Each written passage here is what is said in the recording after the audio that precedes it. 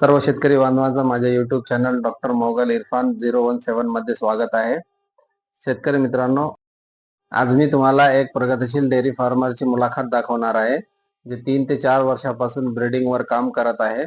यांनी 3 वर्षापूर्वी embryo transfer केला होता, ज्यांच्या कारवडी आज दुधात आलेल्या आहेत. तर आपण त्यांच्याकडून जाणून घेऊया की एम्ब्रियो ट्रान्सफर बद्दल त्यांचे काय मत आहे.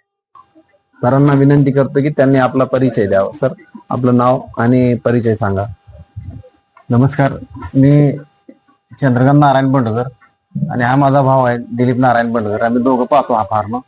आपण कधी एम्ब्रियो ट्रान्सफर केला होता? एम्ब्रियो ट्रान्सफर 3 वर्षापूर्वी केला. 3 वर्षापूर्वी केला. तर आपल्याकडे किती आहेत एम्ब्रियो ट्रान्सफर तयार झाले? टोटल कालवडी किती आहेत? 8 आहेत.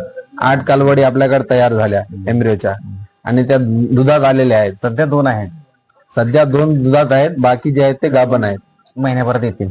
अच्छा. तुमच्याकडं 8 कालवडी जन्माला आलेल्या आहेत. तर सध्या जे मिल्किंग मध्ये आहेत त्यांच्याबद्दल आपल्या महाराष्ट्रातल्या जवळपास शेतकऱ्यांचं असं म्हणणं आहे की एखाद्या असं फार्मरचं तुम्ही मुलाखत घ्या की ज्यात आम्हाला कळालं पाहिजे की एम्ब्रियोने तयार झालेली कालवड जी आहे ती किती दूध देऊ शकते. तर सरांना डायरेक्ट प्रश्न विचारतो. सर, किती दूध आहे आपल्याकडे एम्ब्रियोने तयार झालेल्या कालवडीचं? दैनंदिन 25 प्लस आहे. 25 प्लस दूध दैनंदिन सुरू आहे त्या कालवडीचं.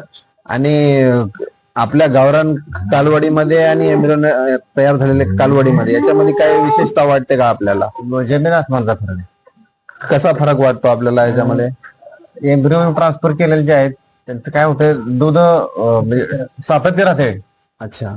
आणि आपल्या गावरांचे जे आहे ते कन्झ्युम केल्यानंतर किंवा भरवल्यानंतर लगेच कमी येते. सरांचं असं म्हणणं आहे की एम्ब्रियोने तयार झालेली जी कालवड आहे तिचं दूध जास्त वेळपर्यंत राहते. जे पीक जे आपण गाठतो 25 प्लस 30 प्लस जी पीक गाठणार आहे कालवड, ते जे आहे ते जास्त वेळ टिकून राहतो दूध. शेतकरी मित्रांनो, शेडमध्ये थोडंसं मला ओव्हर क्राउडिंग वाटते, त्यामुळे मी सरांना ऍडवाइस केलेलं आहे की थोडंसं फ्लोअर स्पेस रिक्वायरमेंट जे आहे ते पर अॅनिमल कमी वाटतो. थोडंसं शेडचं एक्सपान्शन झालं पाहिजे.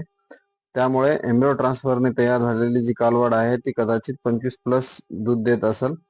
जर तिला काऊ कम्फर्ट आणि व्यवस्थित जर फ्लोअर स्पेस रिक्वायरमेंट जर भेटल तर ती कदाचित 35 प्लस पर्यंत ही जाईल. एक कॉमन प्रश्न आहे जे शेतकरी नेहमी विचारतात की 40-45 डिग्री सेल्सिअस टेम्परेचर असणाऱ्या महाराष्ट्राच्या काही भागात ही एम्ब्रियो ट्रान्सफरने तयार झालेली गाय जी आहे ती सेट होईल का? की आपल्या या भागात टेम्परेचर किती जातो तुमच्या? टेम्परेचर 43, 44, 45 पर्यंत. 45 पर्यंत टेम्परेचर जातो.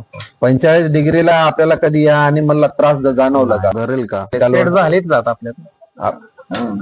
शेतकरी मित्रांनो, अतिशय सुंदर अशा 8 कारवडी यांच्या फार्म वरती एम्ब्रियो ट्रान्सफरने तयार झाले. त्यापैकी ह्या 2 आहेत जे मिल्किंग मध्ये आहेत. त्यांचं 4 महिन्यापूर्वी पार्च्युरेशन झालेलं आहे. आणि ह्या ज्या आहेत त्या 8 महिन्याच्या प्रेग्नेंट आहेत.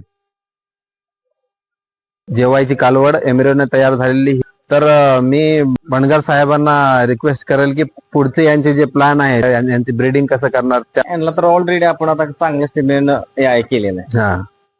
आणि यांना म्हणजे यांची पुढे जी पिली होती त्यांना सुद्धा AI करायची. आता याची काय आवश्यकता नाही. तर झाले, मर्यादित झालेला आहे.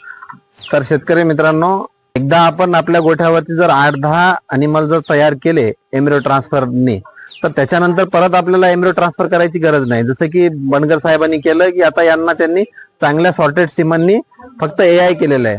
नंतर जेव्हा बी आपण आपल्याला पुढची जनरेशन चांगली घ्यायची आहे तेव्हा आपण फक्त यांना चांगल्या सिमनने AI करायचं आणि यांच्या पोटी जन्मणार जी वासरू आहे ते यांच्यापेक्षा अजून चांगल्या क्वालिटीचा येईल.